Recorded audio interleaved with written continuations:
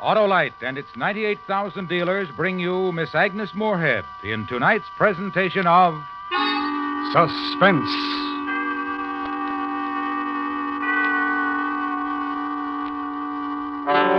Tonight, Autolite salutes the American Automobile Association and its traffic safety program as we present a dramatic report called The Empty Chair. Our star, the First Lady of Suspense, Miss Agnes Moorehead.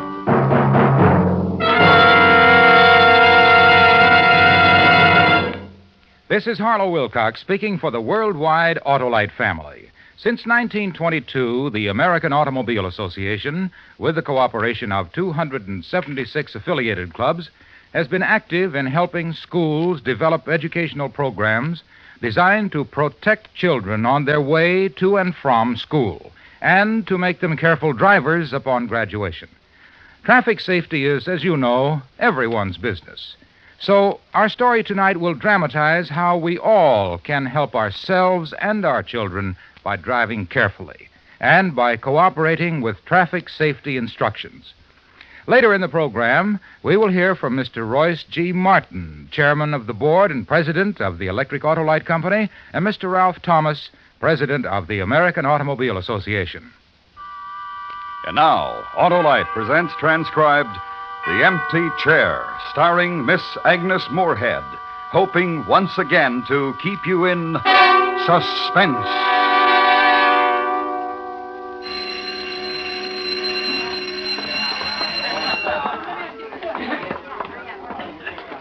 Now, are we all settled down? That's good. Miss Barbara Warner. You may call me Miss Barbara or Miss Warner, either one, which gives you young ladies and gentlemen at least two choices when you wish to attract my attention, so that there'll be no need to yell out, "Hey, teacher." Besides, 10B3. 10B3 at your homeroom, high school at last. And today's the first day. Young ladies and gentlemen, truly, and today's the day it really starts. So now let's get to know each other, shall we? All of you will get up and go to the back of the room, please. I have your study cards here, and I've arranged them alphabetically. We'll start with the first row and the first seat, and as I call your names, you'll be seated. Sidney Aronson, Mary Avanti, right in back of Sidney. Yes, that's right. David George Darley. Just a minute, George. Leave an empty seat. Jessica Bromley, and then skip one, and then you, George. An empty seat for David Cooper. For now.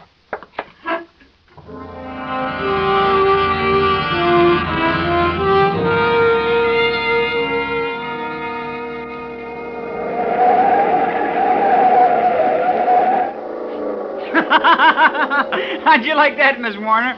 Bobby. What? Nothing. I didn't say anything. Don't worry about a thing, Miss Warner.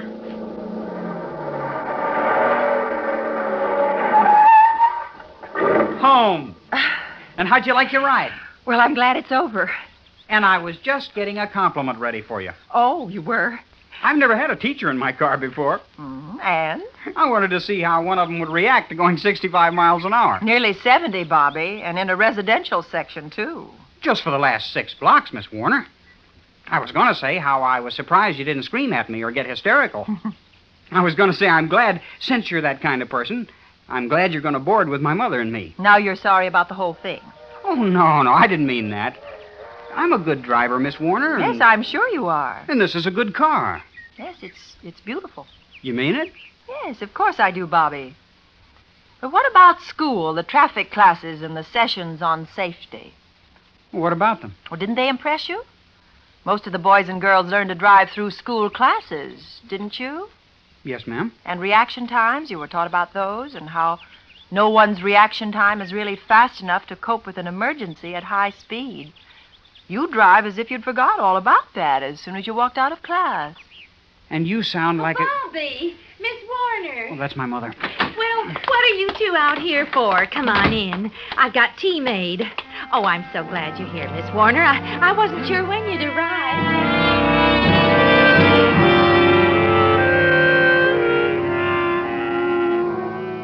Mrs. Morrison, mother of Bobby, a woman in her 40s perhaps, or younger, in a plain cotton house dress that hung loosely about her, and her hands were almost delicate and quite thin and worn.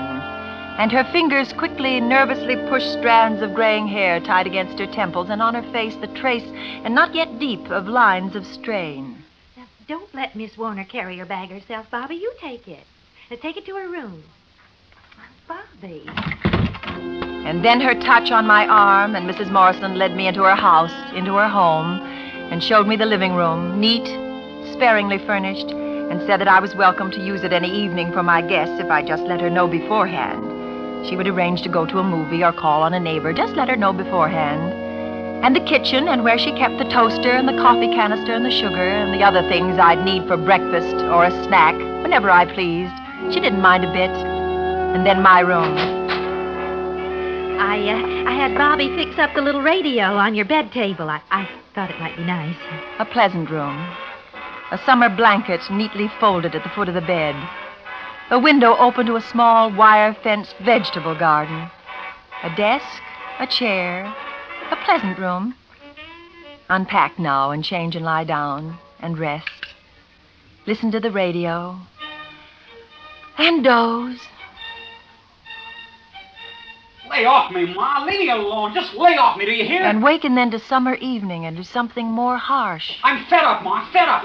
Do I reach your Ma? Is it getting through to you? Now, listen to me, Bobby. I've had it listening to you, Ma. Bobby, she'll hear you. Miss Warner will Let her hear. You hear me, Miss Warner? You listening real good? Hey, Warner, wake up. Hit the deck. Wake up and get an earful. All right. We'll do that, Bobby. We'll let Miss Warner listen so you won't have to yell at her. Miss Warner? Miss Warner? Yes? Would you come out, please? I want you to... Would you please? Yes, Mrs. Martin.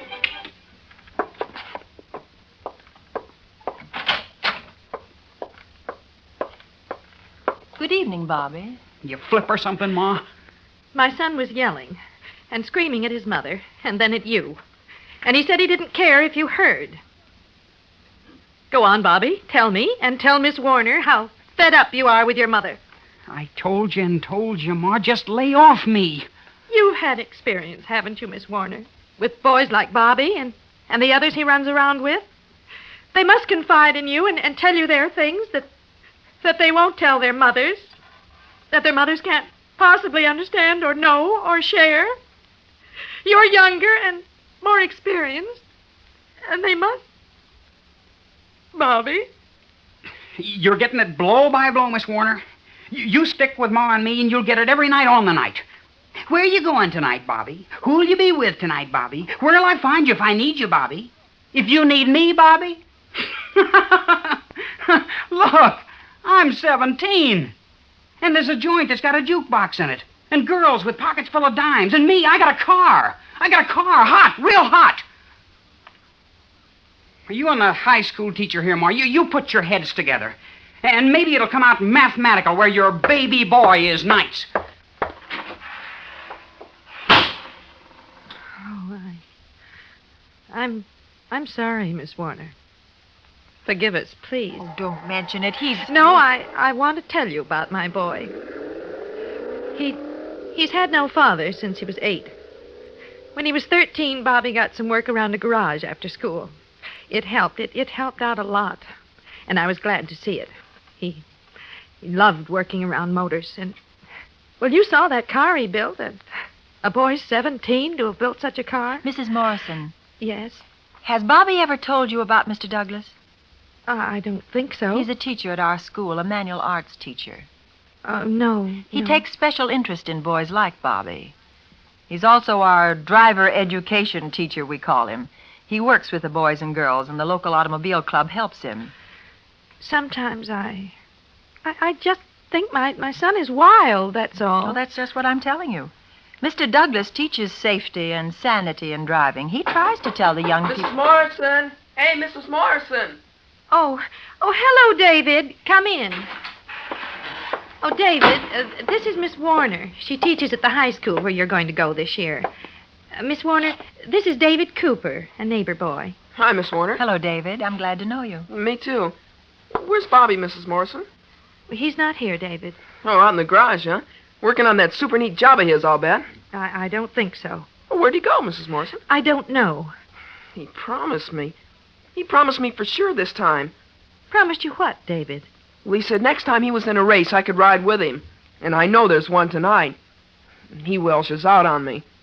But, well, he's the best, Mrs. Morrison. Real absolute best. Why, he's got all those other guys How old are skinned. you, David? Huh? I asked how old you were. 13. What's that got to do with it? Bobby promised me. He said I was old enough now for him to break me in. Well, good night, Mrs. Morrison. Miss Warner. David's our neighbor boy. Not many years ago, I used to babysit for his mother. Read to him, he and Bobby. Could I fix you something to eat, Miss Warner?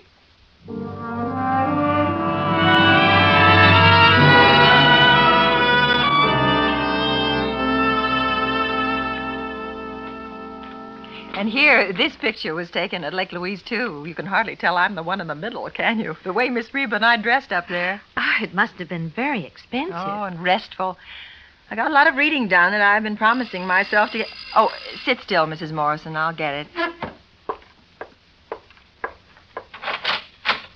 Good evening. Good evening. Does this young man belong here? Yes, he does, officer. Please come in. Who is it? Now, don't get excited, Mom. Oh, I said don't get excited. Are you Mrs. Morrison? oh, yes. Yes. I'm Officer Cleaver. The only reason your son isn't in juvenile court right now is because, as far as I know, it's the first time he's pulled a trick like he did tonight. Well, what are you talking about? In his car, him and another one, speeding down Presbury Street. Your son headed north and the other one south, headed toward each other. Front wheels on the white dividing line to see who'd give way. Going over 70 miles an hour. Oh, Bobby. Who the other kid was, I don't know, ma'am. I can only catch one of them. Him.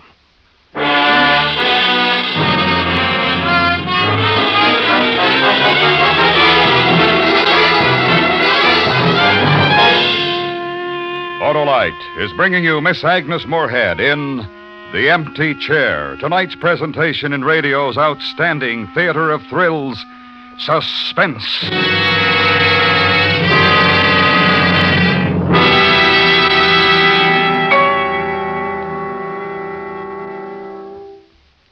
We'll continue with Suspense in a moment.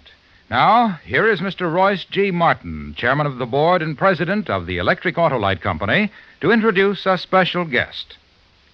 Tonight, the worldwide Autolite family is privileged to salute the American Automobile Association and its traffic safety program. To tell us how this practical safety program is helping to reduce traffic accidents by teaching future drivers how to be careful drivers, here is the president of the American Automobile Association, Mr. Ralph Thomas. Thank you, Mr. Martin.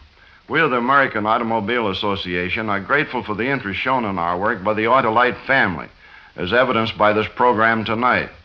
The problem presented in this dramatization is, unfortunately, a very real one and a very common one.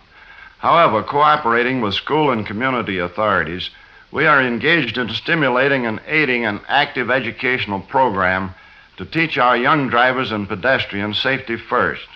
This year alone, 3A materials and services are being widely used in grammar and high school class instruction. Indeed, will help over 12 million students. This, of course, is important to all of us.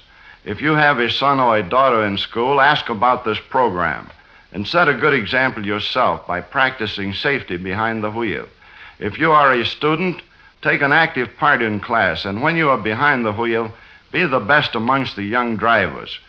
Be a sportsman-like driver. Thank you, Mr. Thomas. And as an 8-year-old boy said when he was asked what safety meant, safety is thinking not to get hurt or to hurt. There's a definition we should all remember. And now, Autolite brings back to our Hollywood soundstage Miss Agnes Moorehead in Elliot Lewis's production of The Empty Chair, a dramatic report well calculated to keep you in suspense.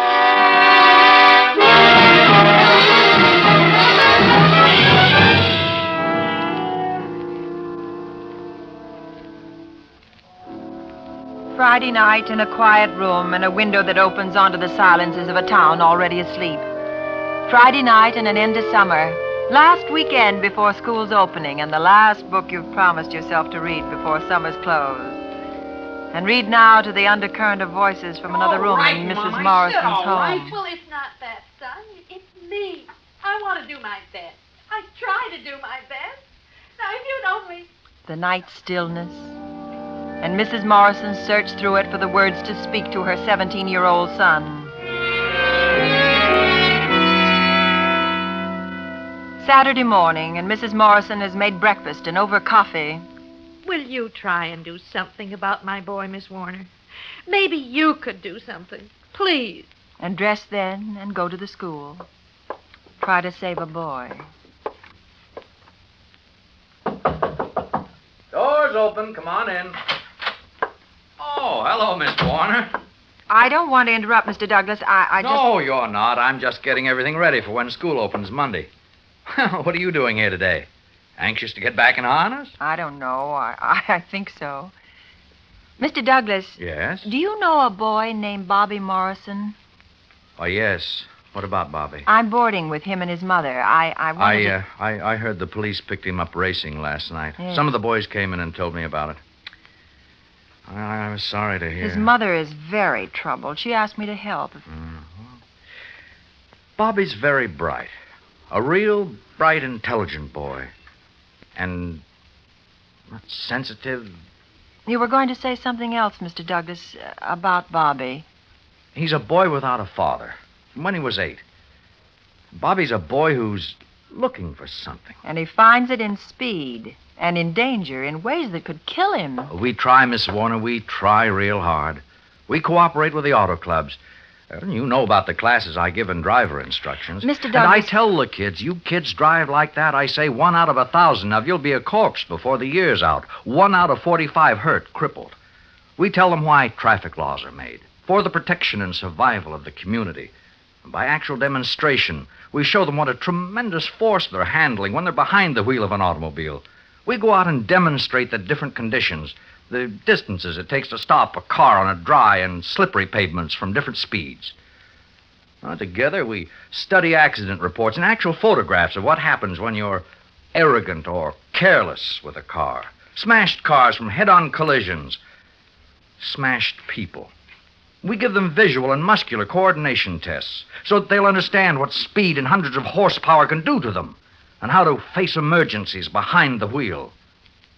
We try to make sportsman-like drivers out of them. Miss Warner. Yes? Boys like Bobby, whatever their reasons, they won't listen. Nights they gather and go out to the hub in their souped-up cars, and they dance to the jukebox. And they won't listen. The hub? A place out on State Highway 52, south side of the bridge. Used to be a kind of general store, a fountain and hamburgers. The kids picked it up, had Charlie Phillips, the owner, put in a jukebox and a big neon sign. They gather there nights for races, for... Will you take me there, Mr. Douglas? What? I want to see for myself. Tonight, around 9. I'm at Mrs. Morrison's on Benton, 853. Will you call for me? Why, of course. Thank you.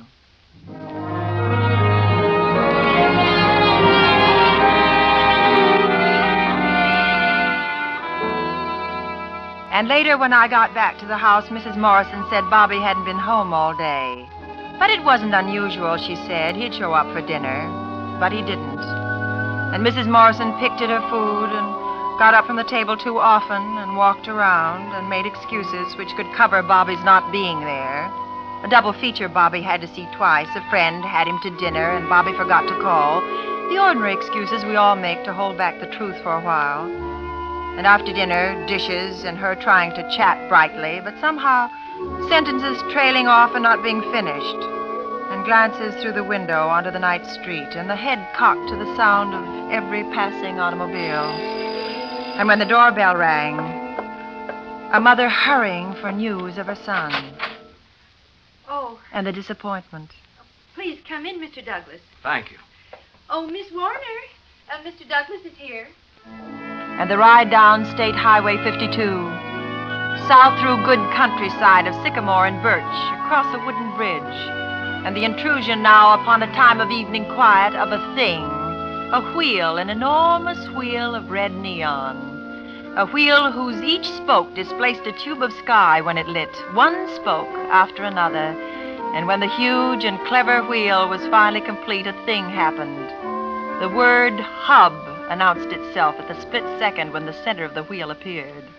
This is the place. Let's go inside. You and your friend can have this booth right here, Mr. Douglas. Thanks, Charlie. Oh, don't go away. I want you to meet a friend of mine, Miss Warner, Charlie Phillips. How do you do, Mr. Hello. The hub belongs to Charlie. Yes, ma'am. How are things, Charlie? Last night, that kid over there, you see him? Huh? That one near the music box? Gordon Matthews? Who knows what his name is? Well, that's Gordon, all right. He was in my homeroom last year. You should have made him write a few hundred times, don't play with matches. He'd like to set fire to the place last night. Why, that boy's barely 15 years old. What's he doing out here 5 miles outside of town, this late at night? Listen, he's got a parent or two can ask that question, not me. Well, why don't you just tell him to go home, Charlie? Why don't you keep him out of here? For the same reason you're teaching school, to eat, to make a living. Once this was a nice place. Why, there's David Cooper. David? David? Oh, hello, Miss Warner. What are you doing here, David? David, I'm talking to you. I know you are. How did you get out here? I hitched. Mr. Douglas and I are going to take you home. I'm sorry, Miss Warner, but I... Oh, hi, Bobby. You ready, kid? What is this, Bobby? School opens Monday. Then you ask questions and ask for hands. Saturday night don't belong to you, Miss Warner. Come on, kid. Please, Miss Warner, let me go. Hey, what's the trouble? Look, you'd better stay out of this, Mr. Douglas. David is going someplace with Bobby. I want to know where. Where, Bobby? All right. Outside is my car. And outside is 2 other cars, and the boys in them are impatient. That's how we tell each other we're impatient. You going to race, Bobby? Yeah. And down the road a few yards is a bridge. You get the picture? You're crazy. What's he going to do? Tell her. The 3 of them will line up abreast on the road, then they'll race to the bridge and over it. But there's only room for 2 cars across that bridge. That's right. One of us will have to drop back. Come on, Davy. Okay. Oh, you stay here, David. Ow. Now, listen, you can get killed. Let go of me. I would if I were you, Mr. Douglas. I'd really let him go. Mr. Douglas, hey, listen. What do you want, Charlie? These kids, they turn into a wolf pack. Don't get yourself into any trouble. Why, these boys wouldn't dare to. Listen, Miss Warner. Last month, an older brother, there must have been a man about 30, very hefty fellow with muscles on his forearm. This fella came in here and tried to pull his kid brother out of here. He landed in the hospital. Cut. There's 16 kids here, Miss Warner. But what Bobby is going to do, that race over the bridge with David, both of them can be killed. The way they handle those cars, you don't know. Come on, Davy. You coming? Well, sure.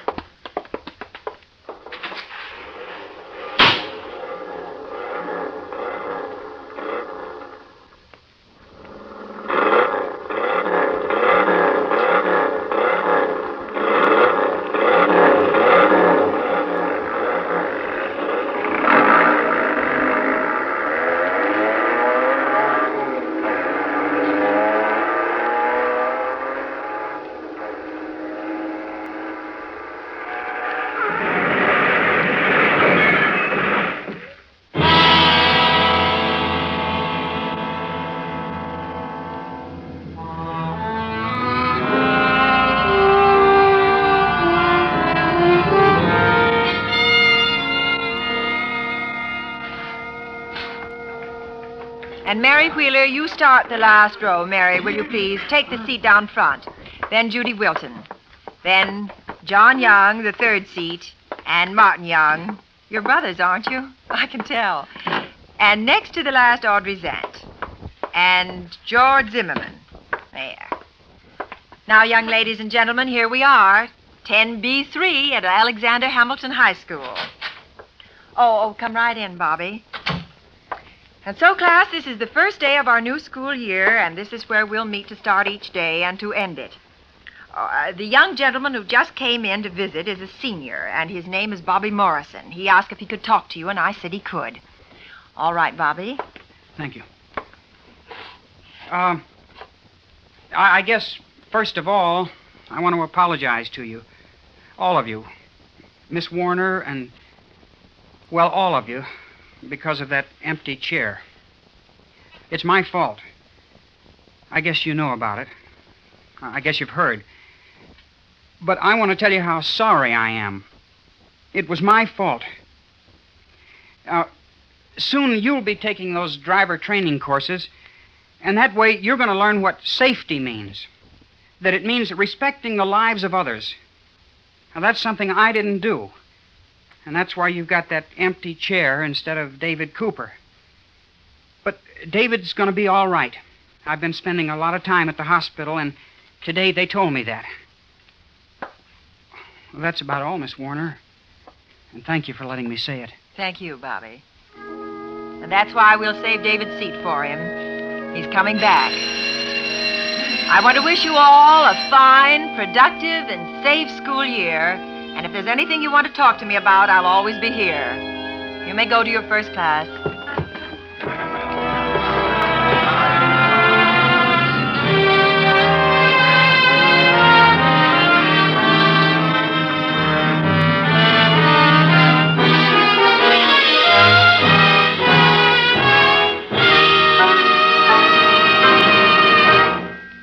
Suspense. Presented by Autolite. Tonight's star, Miss Agnes Moorehead, will return in just a moment. Tonight, our worldwide Autolite family has been privileged to salute the American Automobile Association and its traffic safety program. In fact, everyone who helps bring traffic safety and driver training programs to boys and girls in their school classrooms throughout the world. You, too, can aid in promoting safety by driving carefully at all times and by making sure that schools in your community are teaching traffic safety in their classrooms. Full information on programs available can be secured from your local automobile club affiliated with the American Automobile Association or from the American Automobile Association, Washington, D.C.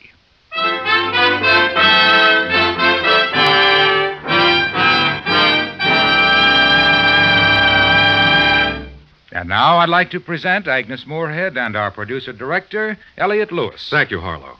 Agnes, I'm happy to inform you that you have been voted Autolite's Golden Mike Award for the best female performance of the year on Suspense. Congratulations, and here, this is for you. Oh, thank you, Elliot. As you know, Suspense has always been my favorite radio show, so receiving this award is a double honor. Thank you very, very much. Next week, a story based on fact as we recreate the excitement and violence of a fire in an oil field. The story is called Hellfire. Our star, Mr. John Hodiak. That's next week on Suspense.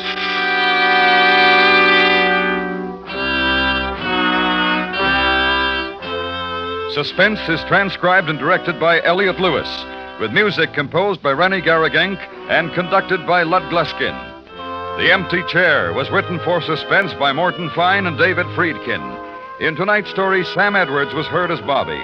Featured in the cast were Michael Chapin, Paula Winslow, Joseph Kearns, and Herb Butterfield. Agnes Moorehead will soon be seen in The Magnificent Obsession. And remember, next week, Mr. John Hodiak in Hellfire. And now, this is Harlow Wilcox saying good night for the Autolite family with this reminder. You're always right to be careful.